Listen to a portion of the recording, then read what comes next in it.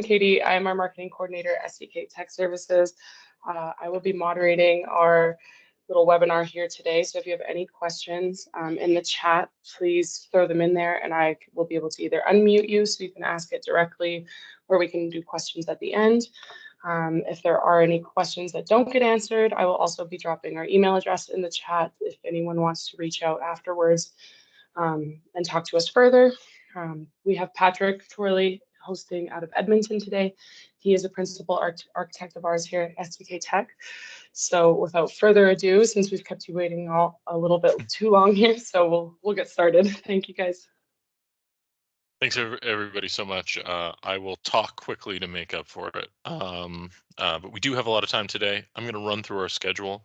But again, thank you so much for joining us today. Today we want to talk about Microsoft Fabric, but beyond just using it as a technology, we want to talk about how it empowers business decisions with Microsoft Fabric. So we're going to walk through like what a use case would look like in an analytic system and see why Microsoft Fabric is a great choice for that. But let's take a look at our agenda today. We're going to do, I've done some introductions. My name is Patrick Chorley, as Katie mentioned. I'm calling from, it's kind of foggy today in Edmonton, foggy Edmonton. I've been working with Microsoft products for many years at this point, and super excited to teach people about Microsoft Fabric because of all the capabilities that I think it offers to people, low code, high code. I'm very excited about it. So today I'm going to teach you a little bit about SDK and our focus, our partnerships, and more importantly, our success stories were around Fabric. So we really want to like celebrate some of the things we've done with Fabric already, so that other people are aware of that and know that they're able to do that for themselves or with our help. We're going to look at the use cases I mentioned before, things that we'd normally see in an analytic system and why they make sense in Fabric and why they are beneficial to do in Fabric.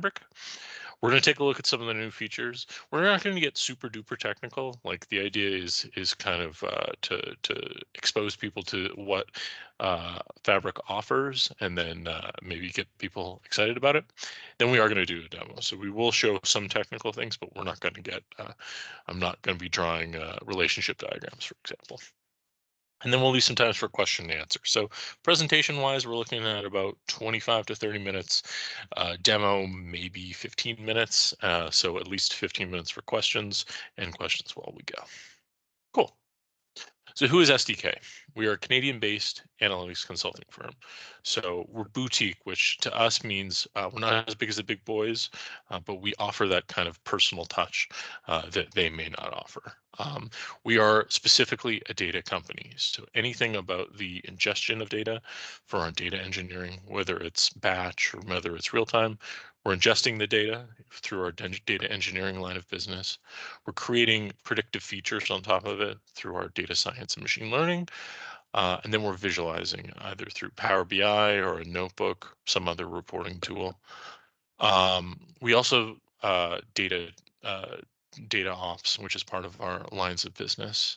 So that is about quickly being able to spin up infrastructure as code, so that we know that the environments are the same, as opposed to if we manually did them, we might not have checked a box, for example.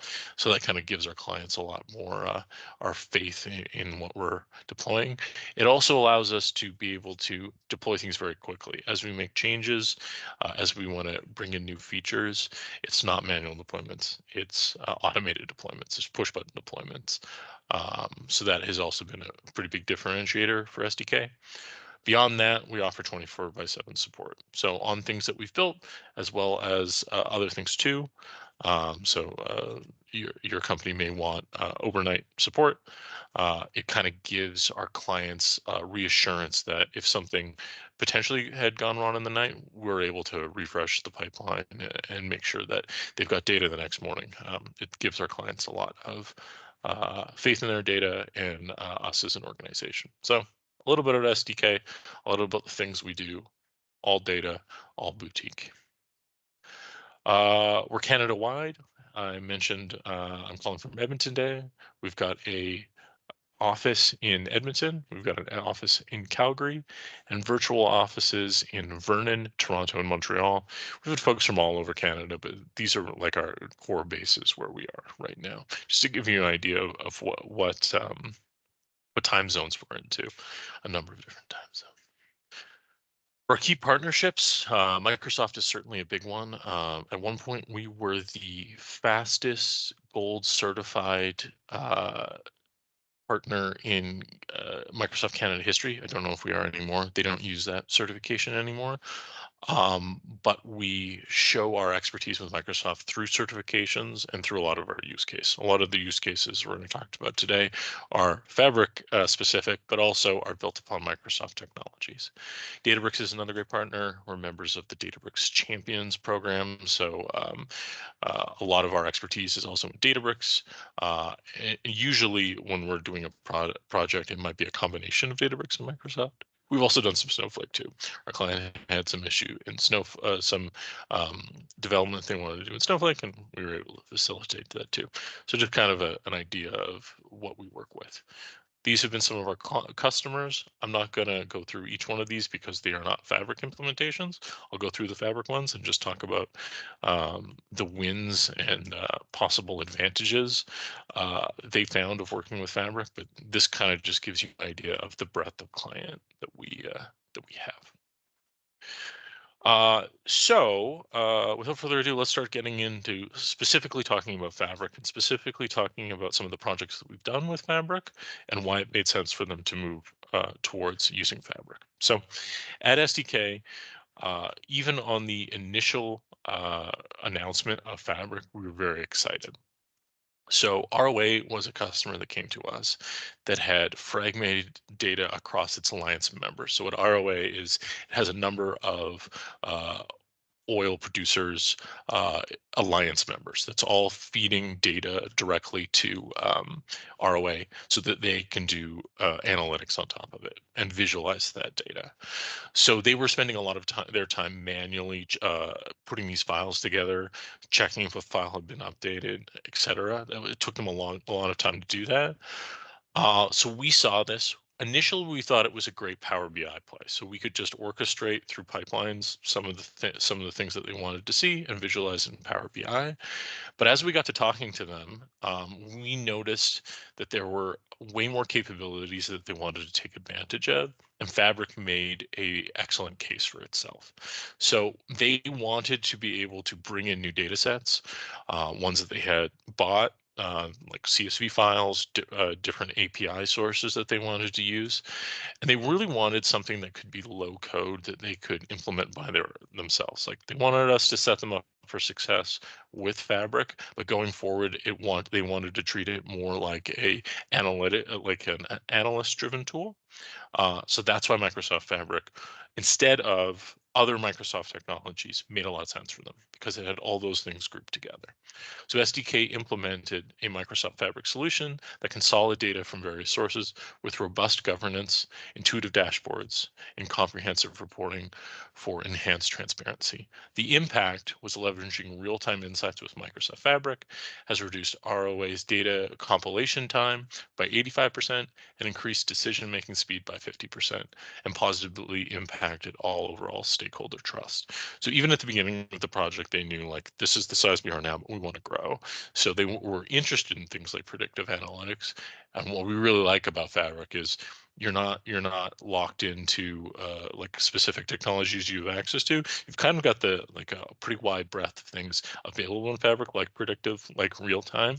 So it's very easy to start something really small and then grow later. This specifically was a project that we completed even before Fabric left preview. So this would have been the summer of last year. We noted some of the shortfalls of Fabric at the time. There were known shortfalls and there were known roadmap things that were going to be introduced down the line. Our client was comfortable with them as they were, so we were able to get a production deployment. And we were really glad to be announced when Fabric went to GA that this is one of the case studies that they announced. They were really excited that we had gone to production. Another way bigger implementation. So ROA compared to this one is significantly smaller. We've got files, APIs, etc., coming into ROA and doing some reporting with the idea that they're going to grow as they go. Saputo, on the other hand, is a much bigger implementation of it. So Saputo improves data management, accessibility, and efficiency through Microsoft Fabric. Accessibility is a huge story in Fabric too, right? We're able to create data products, which we'll be talking about later, but it's very much in the data mesh architecture of creating data products and promoting them so other people can use them. That way we don't end up with like 4,000 reports that showed the exact same thing, right? So the situation was Saputo's US finance team faced a structural bottleneck merging the data from SAP and manual input sources used to create their data models for decision making. We see this a lot where we have like an enterprise data source, something like SAP, maybe it's Dynamics, etc., that we're ingesting through conventional means. So we're using our medallion architecture, for example, and we're ingesting it every night or potentially even streaming. Beyond that, though, we have these manual inputs with a small amount of data that we want to use to build out additional features in our data. So what do we do? Do we uh, demand that our analysts source the data through all the medallion architecture, or are we pushing them to a more like data mesh architecture? Um, Fabric would be able to support both, but it definitely gives the advantage to someone like an analyst who has just a small data set that they want to leverage with their enterprise data.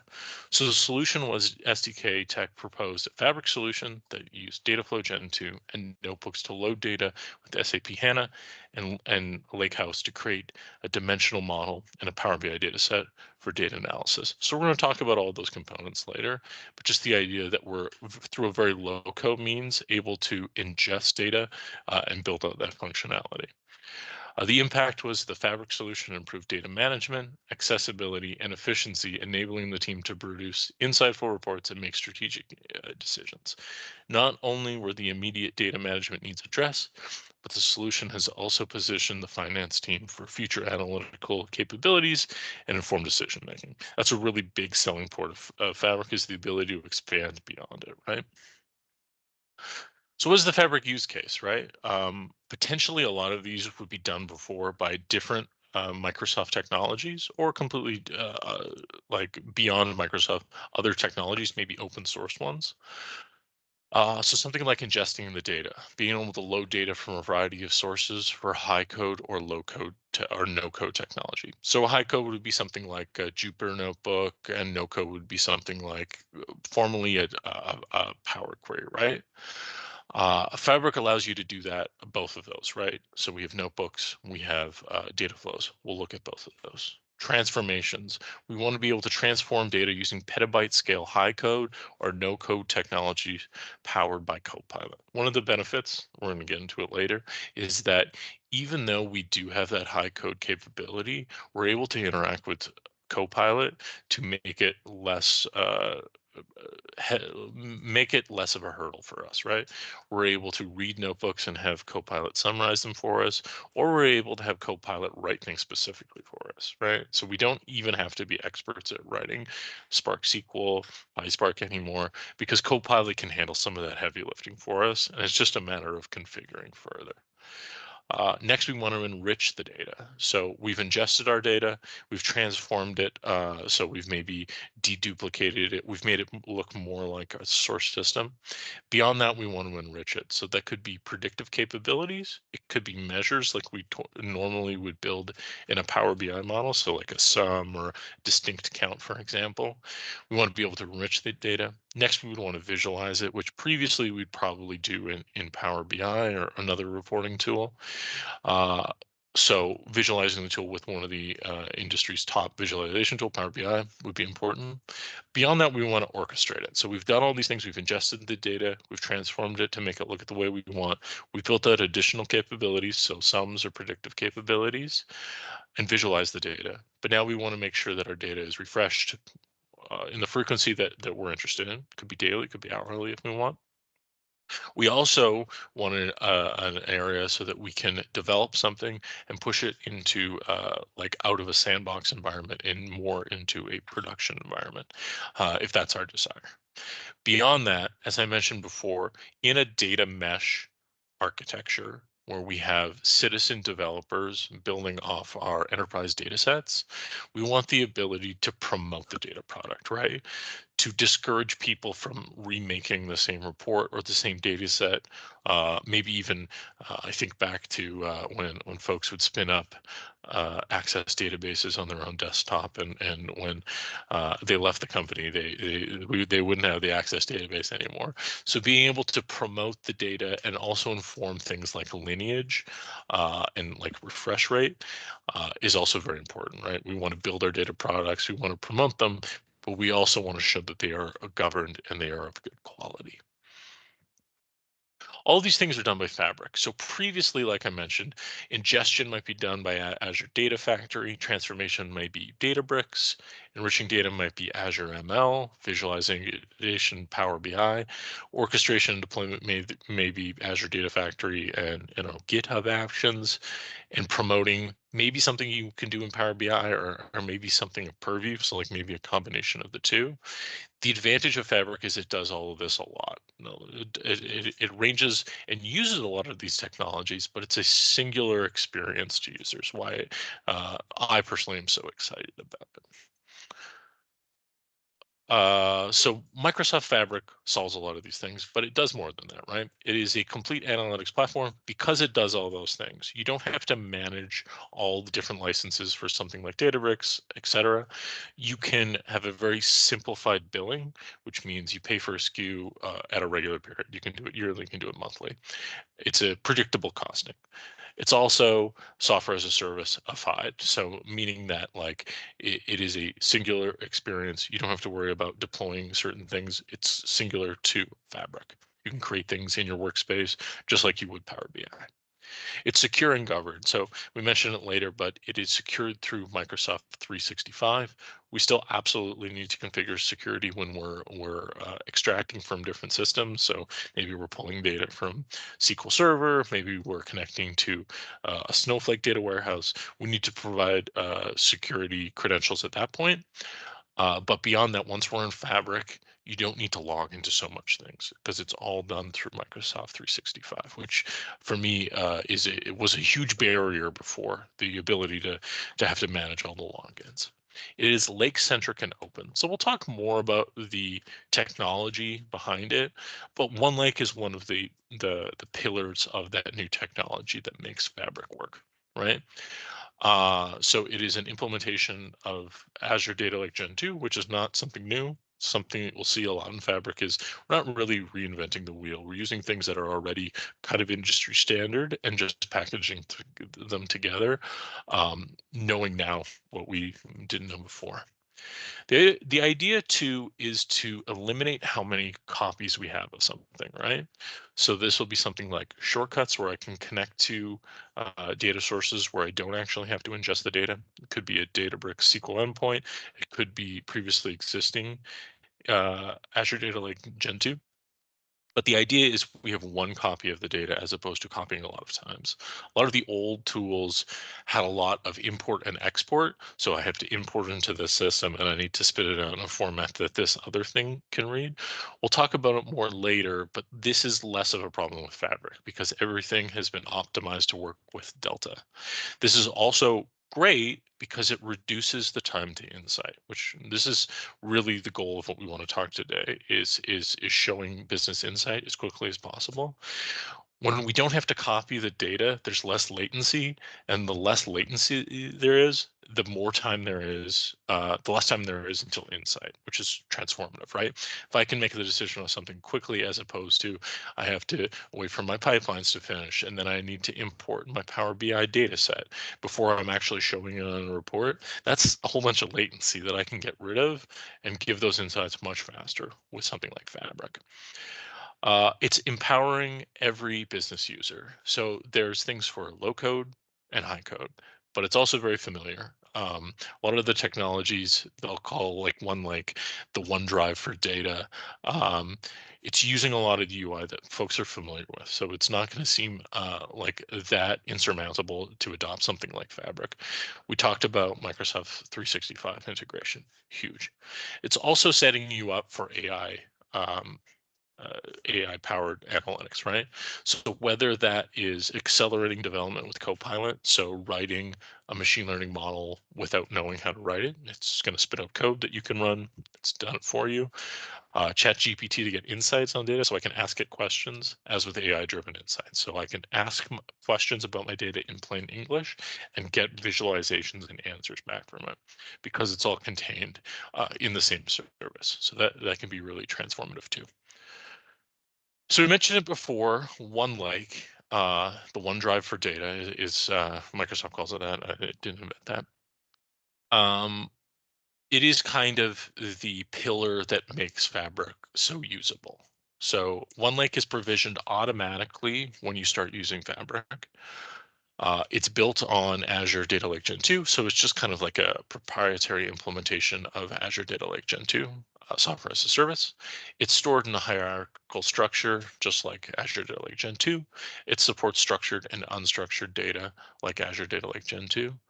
But one of the benefits we see here for OneLake is that all engines sync to the same format. So once I ingest my data, I can land in a file format for sure, but as soon as I start transforming to Delta, which is very easy to do, all my engines here, my Synapse data warehousing, all of these I have up here at Power BI, I'm just going to list a couple of them.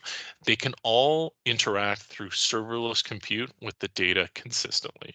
So Power BI has new functionality to read Delta specifically.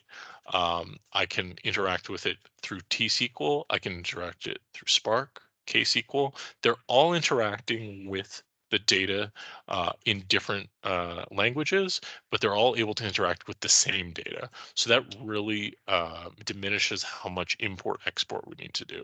We're just ready to dive right into the data. We save that data wrangling step, which would be huge for people like our data scientists. It's all stored in Delta Parquet, as I mentioned before. Those not familiar with Delta or Parquet, Parquet is a column restore open source technology. So it's got the metadata as part of it. Delta is something that makes Parquet ACID compliant. So it's a transaction log that sits on top of our Parquet files. So as we load Parquet files, the Delta component is the transaction thing that says what files are effective. We mentioned importing or exporting no longer is as much required. Obviously, I may want to ingest my data so I can start working in Fabric or use a shortcut, something like that. But the idea is to reduce how much I need it because all these engines can interact with it natively. It's also separating compute and storage, which is something we've seen before, not something necessarily new, but it is pretty transformative that all these different technologies can interact directly with it. Power BI specifically, but we'll deal with that more in a minute. It also stores lineage, so like it allows us to tell that governance story, as well as we can put privacy labels like we would see in Microsoft 365 or Office 365. Oh, I've gone back. There we go. Here we go. So there are so many capabilities available in Fabric. The personas really eliminate the unwieldy nature of it. So like as a developer in Fabric, if I have access to, I can create a great number of assets. But by separating things by personas into what different folks can build, it can be pretty transformative in that they're focusing just on the things that they're interested in. For example, Power BI would be things like data sets, et cetera. For data engineering, I'm going to have Dataflow Gen 2, pipelines, Data Activator, which is a new one. It allows us to create actions based on a data. So if I say like, oh, if there has been a withdrawal of over a certain limit, I can actually create an action that will create some activity for me, so I can send it a notification, etc. I'm not going to go through all the personas, but just keep in mind the personas away are focusing us on the functionality that we're specifically interested in as a different persona. So we've got one for machine learning, we've got real-time analytics. You're capable of building things outside that, but it's just those are the things that you are core interested in. Next is the concept of data domains. So we mentioned that like the data ingestion, we're going to get into the technology of that. We want to store it in one lake so that we can interact with it. But how do we promote it within our organization? So part of that is data domains. So workspaces are commonly something that you'd have based on a project. Like one project is probably going to have a certain number of artifacts that it uses. And because all these different technologies to interact with it, we need somebody at the domain level, so somebody at sales, marketing, or finance, to be able to group the workspaces that are specific to those domains, because people are also able to filter by those domains when looking for specific insights. So a data domain admin is able to group those and also certify or promote different uh, uh, artifacts, right? So this workspace is certified, this one's promoted. These two aren't anything. So potentially these things would be less of value than the things that this domain user has certified. The way that this presents itself is through Data Hub.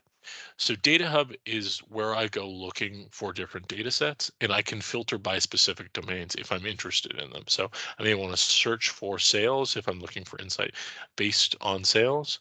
The idea with this is to reuse what we already have and using that one copy versus duplicating the same amount of work a lot of times. I go into a lot of organizations and I see that pretty frequently, that we've redone ingestion a number of times, for example, when we could just be leveraging what we already have. So we talked a little bit about it, but let's talk about some of the new capabilities. Some of you may be familiar with Dataflow Gen 1.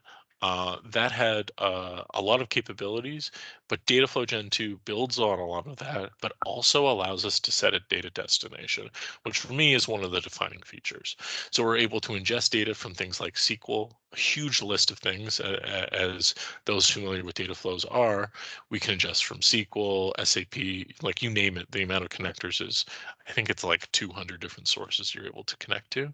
And you're also able to load it into an artifact in Fabric. So that could be a lakehouse, for example, as well as other things too. You're able to load it to something like Azure SQL if you want. So if you want to produce a data product, for example, and then push it back into Azure SQL, absolutely able to. This is a great low code tool that gives you the additional set of setting a destination, which previously Gen 1 didn't offer.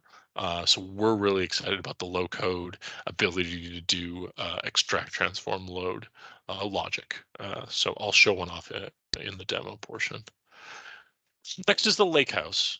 So it's the ability to access things in our data lake. So the lakehouse by itself has the files and tables folders, as we can see there, right? The files is going to be in the uh, any format you want. It could be a picture. It supports structured and unstructured data. Through the UI, you can upload things specifically there, or you can ingest it through a pipeline. But as most analysts are a little bit more low code, they're going to use the AI to upload a CSV, for example, like we're going to be doing in the demo. From there, they can simply right click and create a table in the table folder. So that's going to act very much like a Hive metastore. So you're going to be able to interact it through Spark or through SQL. So I'm able to create a notebook and interact with it, or I can write queries with it. A lakehouse has this component as well as a SQL endpoint. The SQL endpoint is consistent with a data warehouse. The only difference is when I am writing to a data warehouse, I'm using Spark SQL. I'm using T-SQL. In a SQL endpoint, I have to use Spark. That might be Spark SQL, that might be PySpark, but it's just the different ways that I'm writing. You still interact with it in a lot of the same ways. That's why I'm not going to explain them differently. Just know that you, as a consumption point for folks, as an artifact I can create in Fabric, I can either create a lakehouse or a warehouse. For the most part, functionality is mostly the same. The only difference being that I can write in Spark to a lakehouse and I can write in T-SQL to a data warehouse. But the SQL endpoint and the data warehouse appear almost the same. We've got a preview of our data. I'm able to build queries, whether visual queries, so no code, drag and drop, or I can build out SQL queries and also share them. So that's just yet another artifact that I can make. The other thing that leads us into our direct lake conversation is a model. So previously, the endpoint and the Power BI model were two separate things. You would have to either import or do a direct query. Both had their benefits. So if I import data, I'm usually using a smaller subset, but it's going to be very fast. The downside though is it's a smaller subset. Direct query lets you query everything, right? But because no data is cached, it's going to be much slower to give you results.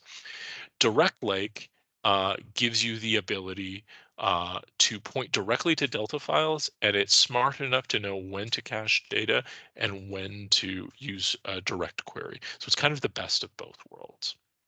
So within this model component, I'm able to create relationships as well as measures. So we mentioned way back in the use cases that we wanted to build functionality. So we wanted to build analytics on top of it.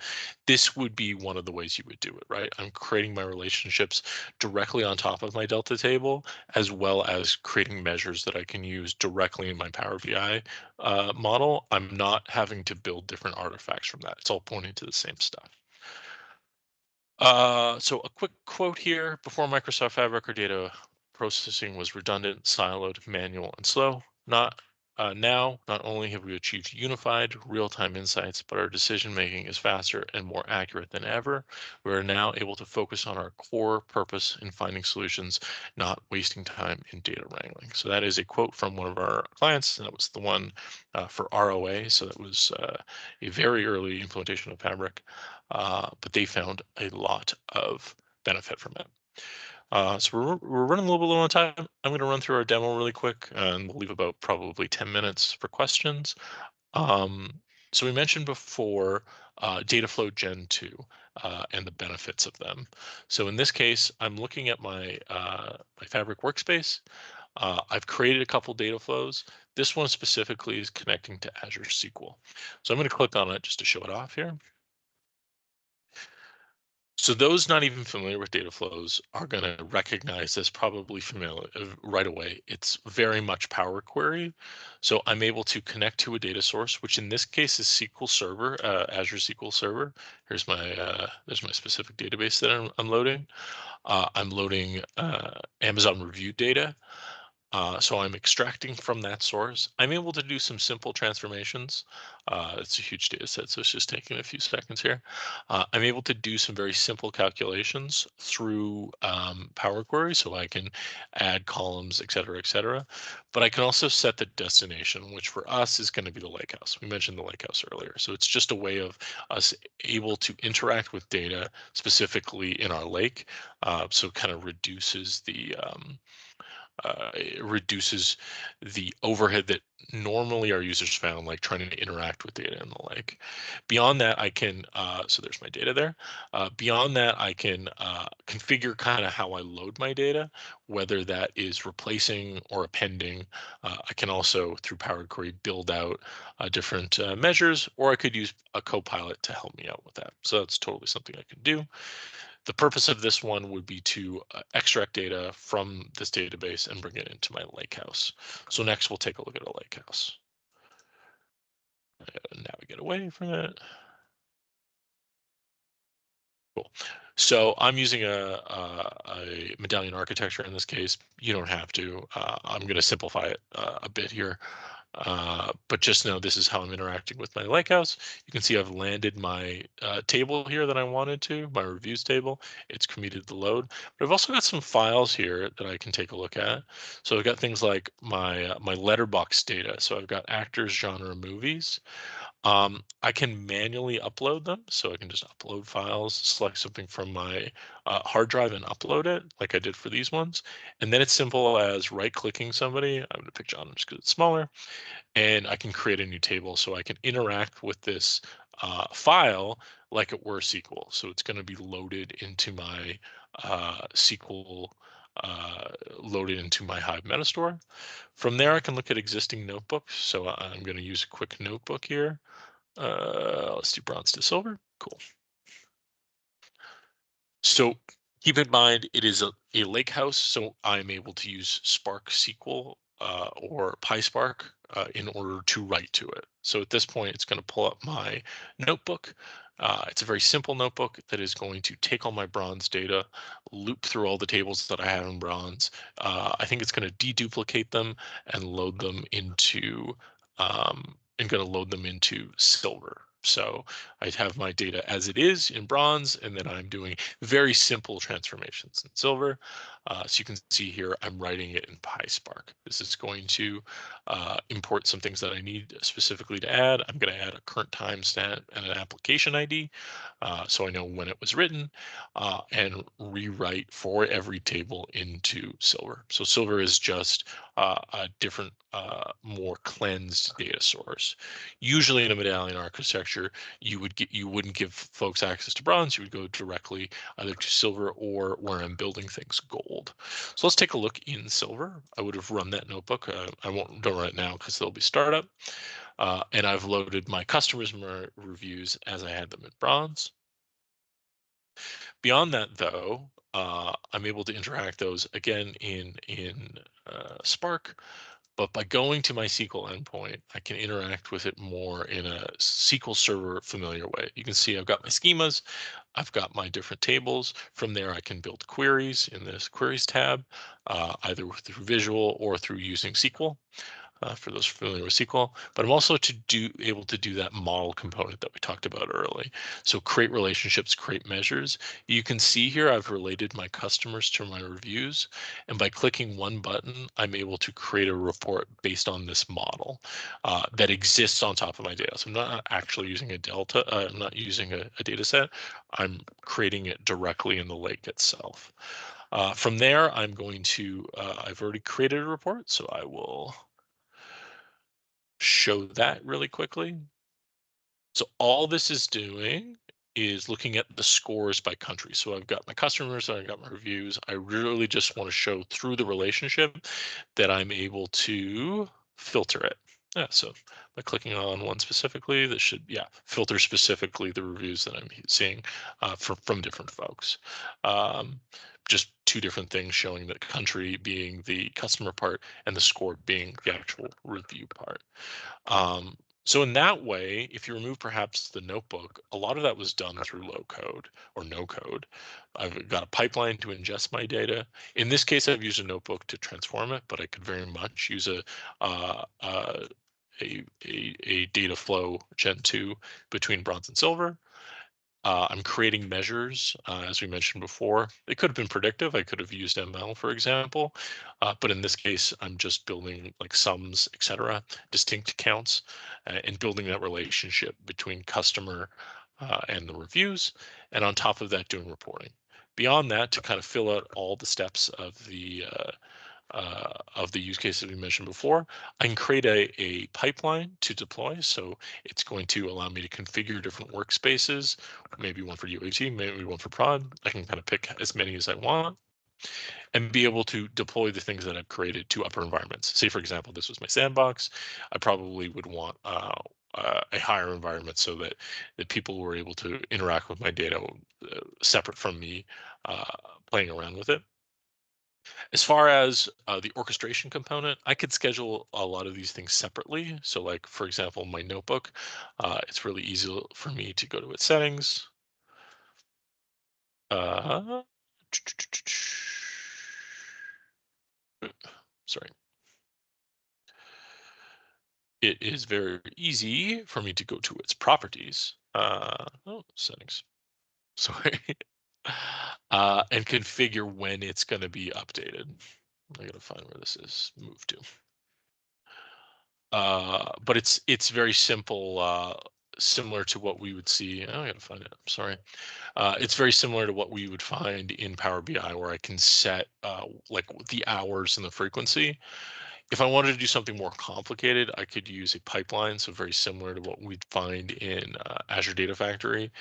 So say I'm connecting to a source and I fail once I want to repeat the action, I could definitely build that out with a pipeline. So it'll add a little more complexity. Beyond that, I'm able to promote different, as you can see here, the endorsement. I'd be able to promote different artifacts so they were available in Data Hub. So that kind of gives us all steps of the use case very, very quickly. I apologize because we started a little bit late. I sped up the process there. But that kind of gives you the view of Fabric, how it solves a lot of the use cases that we previously see in different technologies, and new things we can do, like one lake, one things like Dataflow Gen 2, things like Lakehouse, that really make it easier for users to interact with things in our lake and reap the benefits of that. So we'll be sending these out after the presentation, this deck. But as far as things that you can do beyond this, is we can read our Fabric ebook. So some of the things that we found we really liked about Fabric, some things that we think need some improvement. So if you're thinking about migrating to Fabric, maybe something to read first. We can check out our success stories, or you can just book a meeting with us if it's something you're interested on learning more about.